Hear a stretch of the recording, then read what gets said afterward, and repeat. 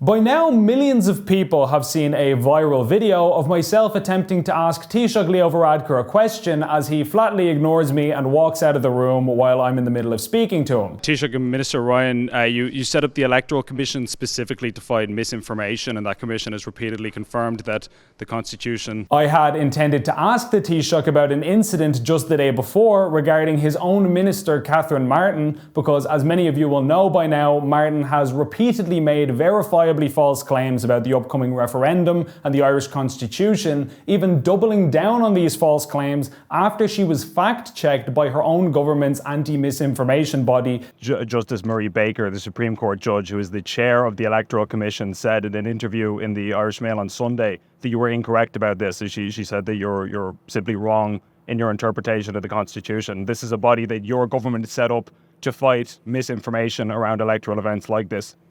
As I said, for many women, the import is that provision is quite clear. So, to be clear, the government set up an agency specifically to fight misinformation. That agency started fact-checking cabinet ministers about their referendum claims, and so I wanted to get the Taoiseach's response to this situation, which I think you'll agree is a pretty reasonable thing for a journalist to do. But unfortunately, before I could even finish the question, the Taoiseach took off like the car from Back to the Future, all while totally ignoring me as if I wasn't even speaking. He didn't even look in my direction. And then when asked about this on Highland Radio by presenter Greg Hughes, the Taoiseach reacted by lashing out and attacking Gript and me personally by extension, since I'm the guy who asks the questions. He started by claiming that the press conference was already over and that I wasn't called on to ask a question and therefore there was simply no time to answer it. Are you or your government colleagues being selective as to who they answer questions from? Yeah, that's not what happened. The press conference was over. I had to go and prepare for leaders' questions and it all. And it's never the case that everyone who turns up at the press conference or any meeting gets to ask their question. In that case, the person wasn't called to put their question, but shouted it out anyway. There's a press officer who chairs the meeting, or chairs the press conference. It lasts for a certain period of time and ends a certain period of time, and everyone doesn't get their question in. We just wouldn't have 3 hours to do that. Now, there are several fatal flaws in this response, of course, one of which being that I was not the only journalist to shout out a question. Ciara Phelan of The Examiner, who was sitting just beside me, also shouted out her question without being called on shortly before me, which she was perfectly entitled to do, by the way, and more power to her. I have no problem with that. But the only difference between Ciara and myself in this case is that her question was actually answered, while mine was ignored. In respect of the occupied territories and the legality of same.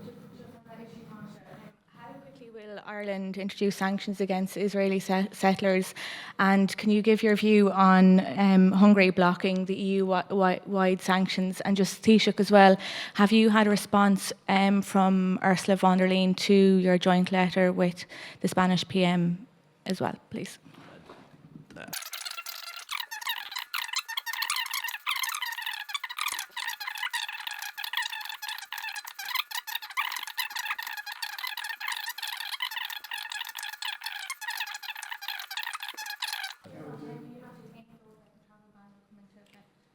I think we're working on that, yeah. I do, yeah.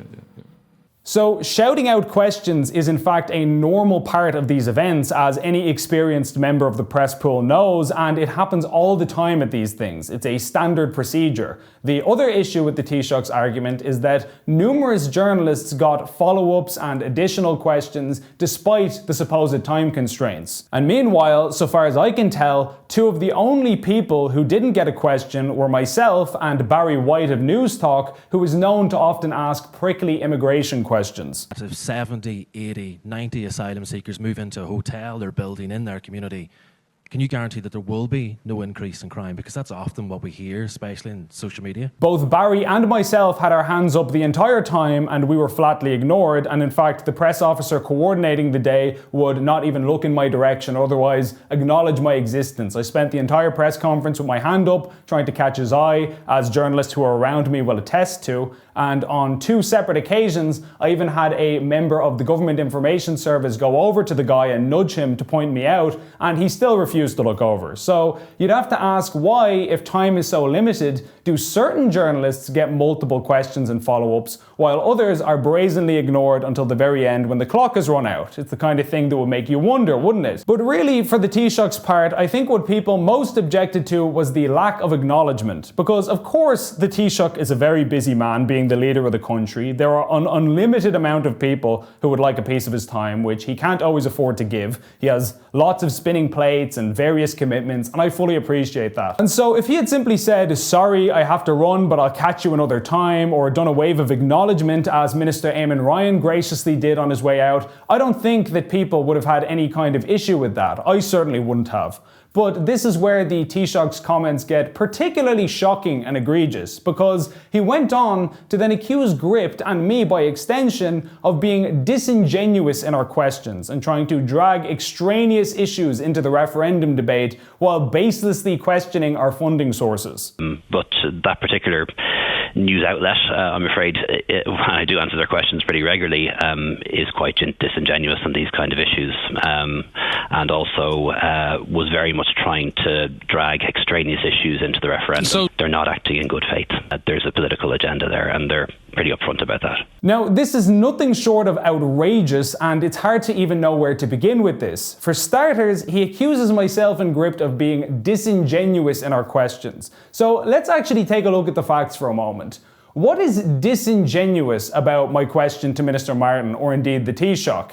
Your own misinformation body has fact-checked a cabinet minister from your government, and then if I ask about it, I'm somehow disingenuous for dragging extraneous issues into the discussion? It is in fact your minister who's dragging red herrings into the discussion by claiming that the Constitution says something that it simply doesn't say. But notice, Catherine Martin isn't disingenuous for doubling down on false statements. I am for asking about it. You see how this works? Before that, I asked the Taoiseach about a child in Ireland who became permanently paralysed while waiting for spinal surgery because earlier that week it had been raised in the Seanad by Senator Tom Clonan. Again, is that disingenuous to mention? Did I make that story about the paralysed child up? Is Senator Tom Clonan disingenuous too? Or am I simply asking you about a real situation that happened to someone in this country? Once again, before that, I asked the Taoiseach about his own contradictions on the Dublin immigration rules, where he made a claim in 2019 and then turned around a few years later and called his own position an example of far-right misinformation. Yet again, Taoiseach, am I disingenuous for bringing that up? Did you not say those things? Or are journalists simply not allowed to notice when the leader of the country contradicts himself on a major policy issue? Apparently my crime here is having the gall and temerity to notice when you do a U-turn. Then the Taoiseach reached for the bizarre non sequitur of claiming that Gript's funding sources are unknown. We don't know how it's funded. It's not about informing their subscribers if they even have any. Now, of course, he doesn't need to ask who funds other media outlets because he already knows who funds them, namely he does. Apparently Gript, being one of the only outlets that doesn't receive funding from the government, makes us somehow suspect in his view. But of course, we do know where Gript gets its funding from. We get it from people like you, the viewer. Ordinary Irish citizens chipping in 10 or 20 or 50 euros a month, depending on what they can afford, because they value the work that we do and they want to hear these questions asked. That is who we represent, that's who pays our wages, and more importantly, that's who we are ultimately answerable to. And I'm sure there will be many of those people who are watching this video now who will be only too happy to tell the Taoiseach who funds us. So if he doesn't believe that we have any subscribers, I'm sure there are more than a few people who'll be happy to fact check that for him. So effectively, to recap here, the Taoiseach found his own government in hot water over electoral misinformation, and then when asked about it, his response is to take evasive manoeuvres and say,